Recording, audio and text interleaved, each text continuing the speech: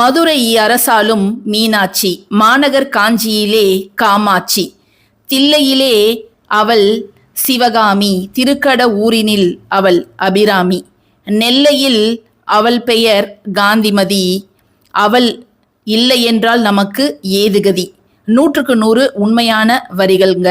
இந்த உலகத்தை காக்கக்கூடிய சக்தி இல்லை என்றால் நமக்கெல்லாம் வேறு எதுவும் கதி இல்லை அப்படிங்கிறத சீர்காழி கோவிந்தராஜன் ரொம்ப அழகா பாடியிருப்பாரு.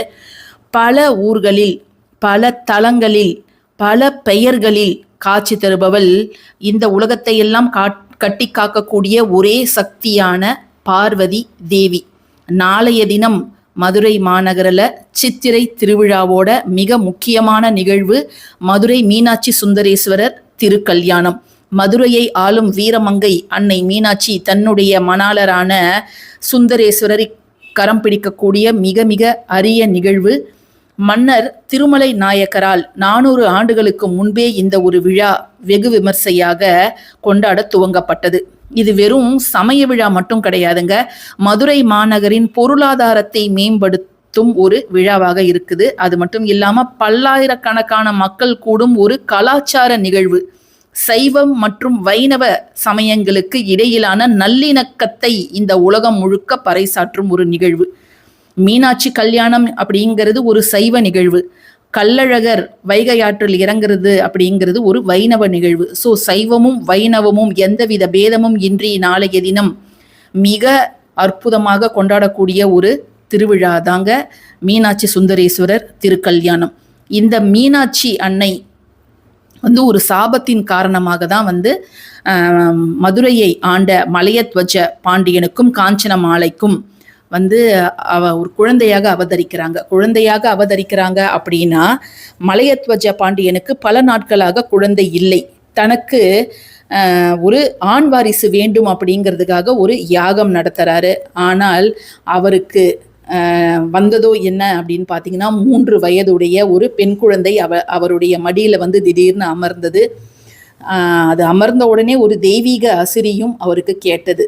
இது அன்னை பார்வதி தான் உங்களுக்கு குழந்தையாக வந்திருக்கிறாள். அது மட்டும் கிடையாது, இயற்கைக்கு மாறான ஒரு உடல் அமைப்போடு 3 மார்பகங்கள் அந்த சிறு குழந்தைக்கு இருந்தது. அதை பார்த்த அந்த பாண்டிய மன்னனுக்கு ரொம்ப ஒரு கவலை. இது என்ன, இது இப்படி இருக்கே அப்படின்ட்டு அந்த குரலே அதற்கான விடையையும் கூறியது. எப்பொழுது இந்த குழந்தை அவள் மணந்து கொள்ளக்கூடிய அந்த ஆண்மகனை பார்க்கிறாளோ அந்த நேரம் அந்த 3வது மார்பு தானாக மறைந்துவிடும் அப்படின்னும் அந்த குரல் கூறியது. மிகப்பெரிய பராக்கிரமசாலியாக அனைத்து போர்க்கலைகளிலும் தேர்ச்சி பெற்று வளர்றாங்க அன்னை மீனாட்சி. தன்னுடைய தந்தை இறந்ததுக்கு அப்புறம் ராஜ்யத்தின் பொறுப்பை ஏற்றுக்கொண்டு பட்டத்து ராணியாக வலம் வராங்க. பல தேசங்களுக்கும் சென்று போர் புரிந்து அத்துணையிலும் வெற்றி பெறுறாங்க. அப்படி அவங்க போன ஒரு தேசம்தான் இமாலயம். அந்த இமயமலை பிரதேசத்துக்கு போகிறாங்க. அங்கு அவங்க சிவபெருமானை பார்க்குறாங்க. அப்பொழுதுதான் தான் பார்வதி தேவியோட ஒரு வடிவம் அப்படிங்கிறத அறியறாங்க. அந்த நேரத்திலே அந்த 3வது மார்பு அப்படிங்கிறது தானாக மறைந்து போகிறது. அதுக்கப்புறம் சிவபெருமான், நான் உன்னை சுந்தரேஸ்வரராக கைப்பிடிக்கிறேன் அப்படின்னு சொல்கிறாரு. அதே போலவே அவர் மதுரைக்கு அனைத்து தேவர்கள் முனிவர்கள்லாம் அழைச்சிட்டு மீனாட்சி தாயாரை அந்த மணமுடித்து கொள்கிறார். அந்த நிகழ்வு தான் நாளைக்கு நடக்குது. ஸோ அந்த நேரத்தில் வீட்டில் இருக்கிறவங்களும் தாலி பிரித்து கோக்கணும் அப்படின்னு நினச்சிங்கன்னா அதை தாராளமாக செய்யலாம். ஏன்னா நேரலையில் நம்ம பார்க்கலாம். மீனாட்சி சுந்தரேஸ்வரர் திருக்கல்யாணம் அப்படிங்கிறது பல தொலைக்காட்சிகளில் நேரலை பண்ணுவாங்க. அந்த நேரத்தில் நம்மளும் மாற்றிக்கலாம். இது நம்ம ஏற்கனவே ஒரு பதிவில் சொல்லியிருக்கிறேன். டைம் என்ன அப்படின்னு பார்த்தீங்கன்னா, காலையில் 8:35 8:59 மணி வரை காலை நேரம். நம்ம எப்பொழுதுமே தாலி பிரித்து கோக்கிறது அப்படிங்கிறது அந்த பகல் 12 மணிக்கு முன்பாக நாம் செய்ய வேண்டும். எக்காரணம் கொண்டும் 12 மணிக்கு அப்புறம் அந்த தாலி பிரித்து கோக்கிறது பண்ணக்கூடாது. செவ்வாய்க்கிழமை செய்யலாமா அப்படின்னு பல சகோதரிகள் கேட்டிருக்கிறாங்க. தாராளமாக நீங்கள் செய்யலாம், ஒன்றும் தவறு கிடையாது. ஸோ நாளைய தினம் கணவரோட அன்பு வேண்டும், கணவர் தன்னுடன் அன்பாக இருக்க வேண்டும், தம்பதியினர் ஒற்றுமையுடன் இருக்க வேண்டும் அப்படிங்கிறதுக்காக நாம் நம் வீடுகளில் செய்ய வேண்டிய மிக மிக சக்தி வாய்ந்த ஒரு வழிபாடு. இதையே நம்ம நாளைக்கு செய்யணும், என்னைக்கு வேணாலும் இதை நம்ம செய்யலாம் இல்லை அப்படின்னு நீங்கள் யோசிக்கலாம். நாளைய தினம் சிவனும் சக்தியும் தங்களுடைய வாழ்க்கையில் இணைந்த ஒரு நாள். உலகத்துக்கெல்லாம் மிக பெரிய சக்தியாக இருக்கக்கூடியவர் சிவபெருமான்.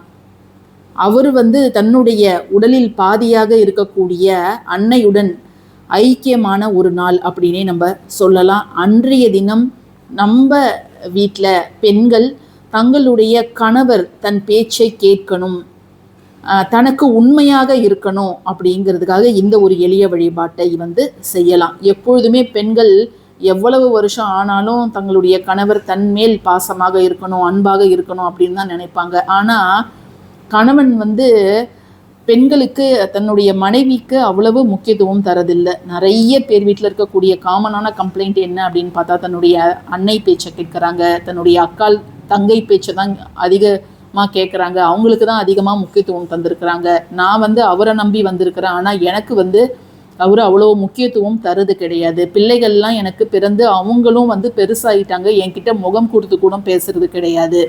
பிள்ளைகள் முன்னாடி தன்னுடைய மனைவியை அவமானப்படுத்துறது, மட்டம் தட்டி பேசுறது, இப்படி பல செய்கைகளில் கணவன்மார்கள் ஈடுபடுறாங்க. பெண்கள் மேலேயும் தவறு இருக்குது, எல்லாருமே சரி அப்படின்னு நான் சொல்கிறது கிடையாது. ஆனால் பர்சன்டேஜ் பார்த்தோன்னா ஆண்கள் தான் நிறைய பேர் தவறான வழியில் போகிறது, தன்னுடைய மனைவிக்கு தெரியாமல் வேறு ஒரு பெண்ணுடன் தொடர்பு வச்சிருக்கிறது, அதே மாதிரி தீய குணங்களுக்கு அடிமையாகிறது, குடிப்பழக்கம்னு நிறைய பெண்கள் தங்களுடைய வாழ்க்கையை இழந்துட்டுருக்கிறாங்க.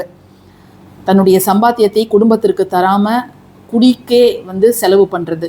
ஸோ இப்படி பலதரப்பட்ட பிரச்சனைகள் பெண்கள் சந்திக்கிறாங்க. ஸோ இப்படிப்பட்ட பிரச்சனைகள் எல்லாம் இருக்கக்கூடாது. கணவன் தன்னிடம் பாசமாக அன்பாக இருக்க வேண்டும்.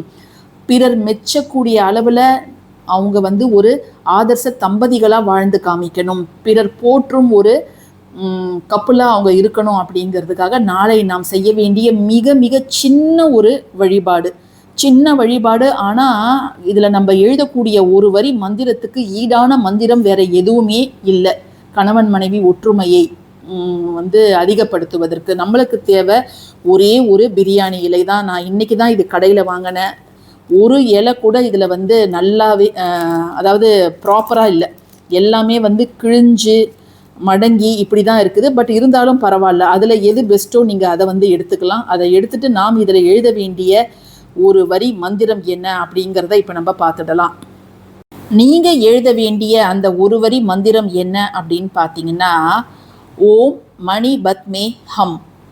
இந்த ஒரு மந்திரம் எவ்வளவு பிரச்சனை, எவ்வளவு சிக்கலான உறவு இருந்தாலும் அந்த கணவன் மனைவிக்கிடையே அந்யோன்யத்தை ஏற்படுத்தும். இது காதலர்கள் செய்யக்கூடாது.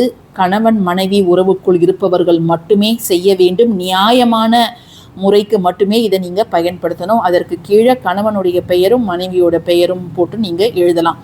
கணவனும் செய்யலாம், தனியாக கணவன் மனைவி தன்னுடைய பேச்சை கேட்கணும் அப்படிங்கிறதுக்காக செய்யலாம். மனைவி கணவன் தன்னுடைய பேச்சை கேட்கணும்னு யாராவது ஒருத்தவங்க இதை செய்யலாம். இல்லை எங்களுடைய வாழ்க்கை இப்போ நாங்கள் ஒற்றுமையாக இருப்பது போலவே இனி வரும் காலங்களிலும் இருக்கணும் அப்படின்னு நினைக்கக்கூடியவங்களும் இதை தாராளமாக செய்யலாம். இதை செய்ய வேண்டிய நேரம் என்ன அப்படின்னு பார்த்தீங்கன்னா, நேரம்லாம் இதற்கு கிடையாது. நாளைக்கு நீங்கள் எப்போ வேணாலும் இதை செய்யலாங்க. சுத்தபத்தமானவர்கள் மட்டும்தான் இதை செய்யணும். இதை செஞ்சுட்டு நீங்கள் முருகன் காலடியிலையோ இல்லை அம்பாள் காலடியிலையோ இல்லை உங்களுக்கு கிட்ட சிவன் பார்வதி குடும்பம் இருந்துச்சுன்னா நீங்கள் அந்த படத்துக்கு அடியிலையோ நீங்கள் இதை வைக்கலாம்.